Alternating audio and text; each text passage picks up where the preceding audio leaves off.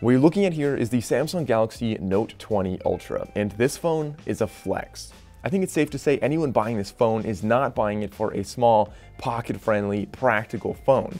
Anyone buying the Note 20 Ultra is looking for the most stacked spec sheet, the biggest, the best looking, and the most advanced phone. Now, this phone is really impressive, but there are definitely some cons to be aware of. In fact, Samsung made some really shocking compromises that I'll talk about later on in this video. So I want to talk about what this phone can do, but let's first talk about the aesthetics of the Note 20 Ultra, because as you can tell, this doesn't look like most other phones. So on the back, we have three different colors. We have the Mystic Bronze, as this one is right here. Really a cool look to that. We have Mystic White and Mystic Black as well. But the bronze one is really what's getting the most attention because it really looks so premium. So it almost looks like a rose gold, a little bit pink in some lighting. And on the back, we have that really nice Gorilla Glass matte finish. And it doesn't really look like glass necessarily. It feels a little bit more like a soft aluminum kind of. And I think it's a really premium aesthetic here. Also on the camera bump, we have it really accents. You've got the chamfer all the way around the outside and then a chamfer ring around each camera, just to really accent the bronze on this phone. Of course, all the way around the entire phone, it's also really high gloss.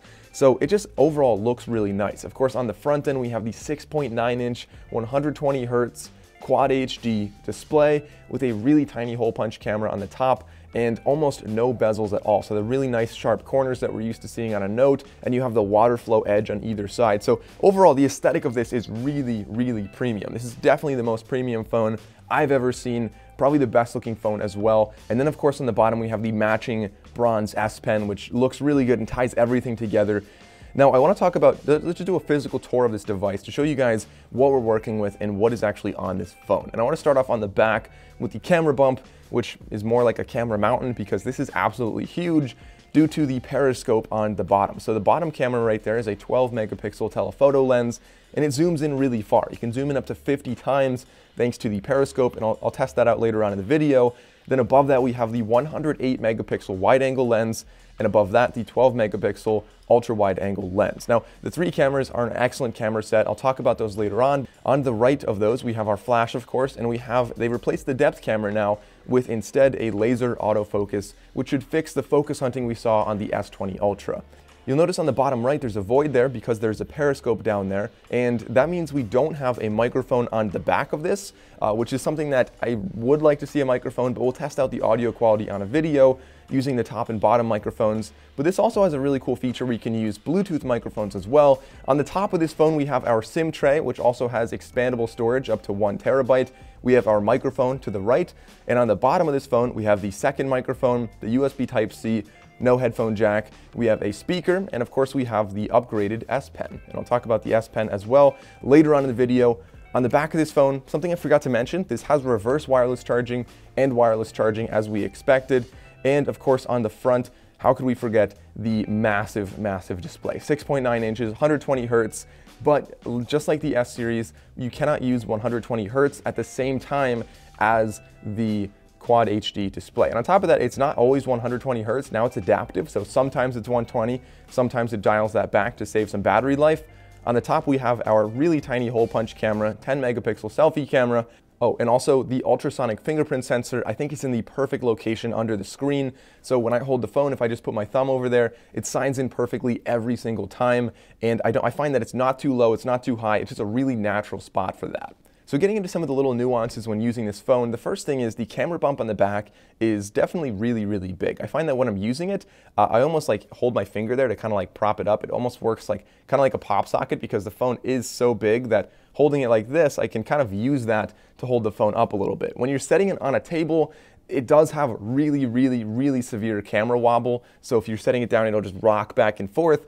For most phones, it's not a big deal, but with the S Pen, obviously I'm trying to write on this a lot, so if I'm writing and it's rocking back and forth, I find that it is kind of problematic. And in fact, if I'm using a case, so I have Samsung's case right here, even with the case, the camera bump is so big that the case isn't even thick enough and it still has a lot of wobble. So keep that in mind if you buy this phone, and if you buy a case for it, you want to get a pretty thick case to make sure you kind of fix that wobble problem.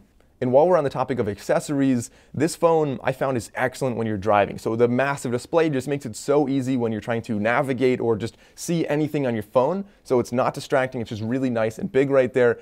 but it doesn't actually fit in my car mount. So I had to buy a new one. The one I had was only like 2 years old, but I mean, phones grew a lot in 2 years. It is definitely so much wider, and it just doesn't fit in the mount that I had.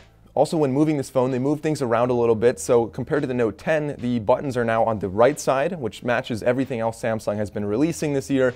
And on the bottom, the S Pen is now moved to the left side. The curved edges on this display I find are not really a big deal for accidental touches because, like I said, I'm kind of using the back camera bump as like almost a pop socket, so I can just reach around a little farther and my palm is not really touching the camera or the screen that much.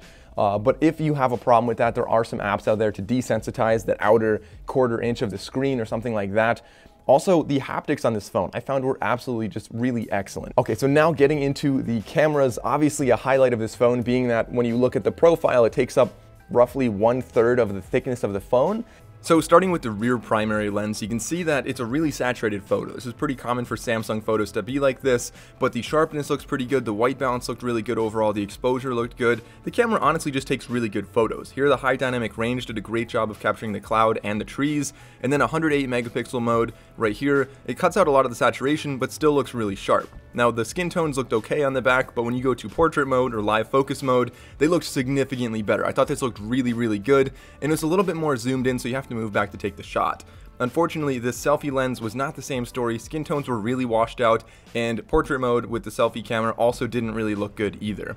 Now, getting into an indoor setting, you can see here the ultra-wide angle lens, again, really good sharpness, really good white balance, and as we zoom in, it still uses the same color, same white balance on each lens. Here's the telephoto lens, and I'm going to zoom all the way in on that book. You can see even at 20x zoom, it's still a fairly usable photo, but all the way in at 50x, it's not necessarily usable, but you can still read what it says.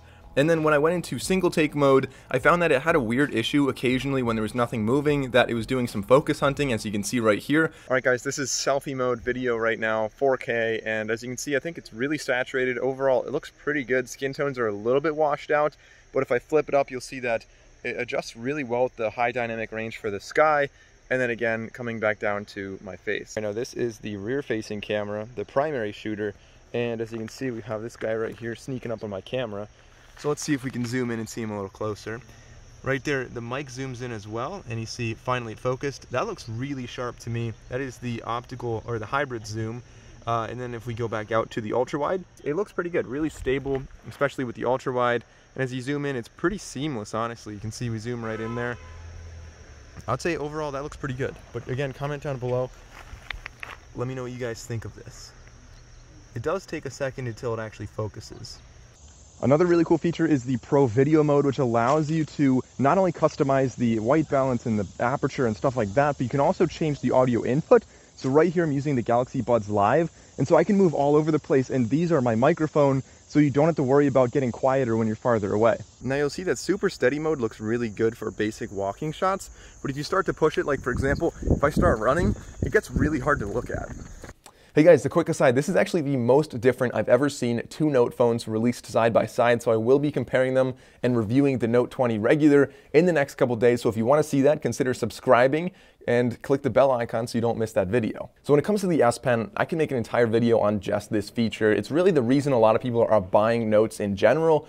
But of course, you can get the S Pen on the Note 10 Lite or the Note 10 or the Note 20 regular. So you don't have to spend $1,300 to get the S Pen, but what is special about it on this device? Well, it actually has a much lower latency, as you've probably heard on some other reviews. It also gives you a really nice feedback sound, so you can scribble around and it sounds like you're writing on like a chalkboard or like pencil on paper.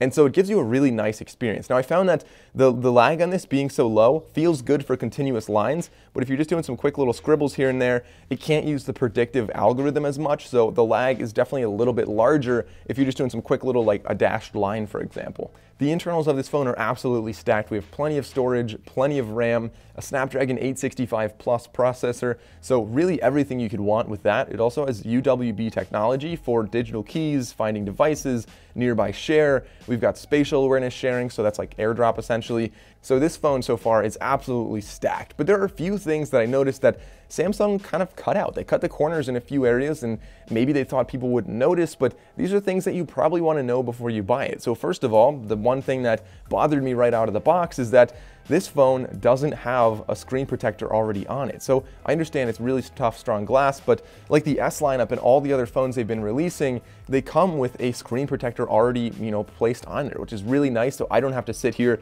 and try to put it on myself and worry about getting bubbles on there. I don't know why they didn't add that. Another thing I noticed is that in the box, there are no earbuds now. So not only is there no headphone jack, there are no earbuds. Like I said before, the extreme camera wobble is a really big issue if you're trying to write on a table, unless you buy a really thick case. So I think like D brand makes a really thick case from what I've been seeing. So you can check that out, and that one should fit well. But the Samsung case, like I said, there's a silicone case that they recommended with this phone, still has plenty of camera wobble when you're using that case. On top of that, I found that this phone gets a little bit warm on the top, on the edges, especially if I'm taking some really high-res photos or just really pushing the phone. It gets warm up there. Not too hot to touch, but it does get a little bit warm, and that was only after maybe 15 or 20 minutes of use. Another big drawback is the price, obviously being $1,300. That's really out of range for a lot of people. And I mean, what are you getting for that price? Well, you're getting a massive display. It's probably the best display on the market right now. Probably one of the best camera sets on the market as far as hardware goes, and you're getting a really nice S Pen experience. But if you're okay with dialing any of that back even a little bit, you could save a lot of money with going to the S20, or you could go to the Note 10 or the Note 10 Lite if you really just want the S Pen and you want to spend like 1/3 of the price.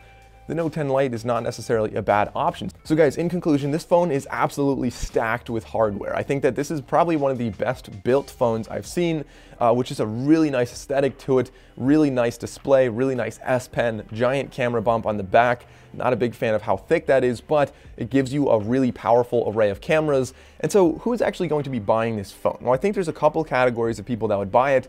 The first one is going to be your absolute power user, somebody that pushes their phone really, really hard, whether that's for gaming or video editing or just running a whole business on their phone. This is going to be a great phone for that. Another category would be people that are just really trying to flex and just show off how much money they have. I mean, look at that phone. It's pretty obvious when you hold this up that it's not a cheap phone. So other than that, people that are looking for just the S Pen or just trying to be practical, obviously you're not going to be getting this phone. It's really big, not pocket friendly, and really expensive. So there are other alternatives out there. But this phone, for the power users, for the flexers, I think this is a really, really impressive phone. So guys, comment down below. Let me know what you think of the Galaxy Note 20 Ultra, if you like it or not, and if you think you'll be buying it. Comment down below. Let me know what you guys think of it. If you enjoyed this video, please remember to like and subscribe. Thank you all for watching. See you next time.